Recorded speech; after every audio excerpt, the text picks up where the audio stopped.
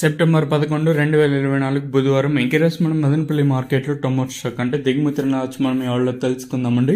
నేనుతో పోల్చుకుంటే దిగుమతి తగ్గిందా లేదా పెరిగిందో వేట అని ఎవరిలో తెలుసుకుందామండి. తెలుసుకున్న ముందు ఛానల్ సబ్స్క్రైబ్ చేసుకోలేదు.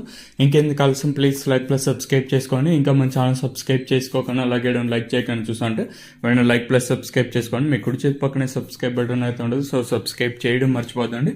అలాగే లైక్ చేయడం మాత్రం మర్చిపోదండి. ఇంకా విషయానికి వస్తే తెలిసిన మదనపల్లి మార్కెట్లో సుమారుగా ఒక 29, 31, 32, 33 అయితే ఉంది. దిగుమతుల గురించి మాట్లాడుకోవాల్సి వస్తే మనం ముందుగా టీవీఎస్ మండి లైన్ మొత్తం చూసుకున్నట్టే ఇక్కడైతే నేనుతో పోల్చుకుని దిగుమతి తగ్గింది. నిన్న ఇంచుమించుగా వచ్చిన ఈరోజు కూడా అదే విధంగా దిగుమతులు అయితే తక్కువగానే వచ్చాయండి. దిగుమతులు అయితే పెరగలేదు.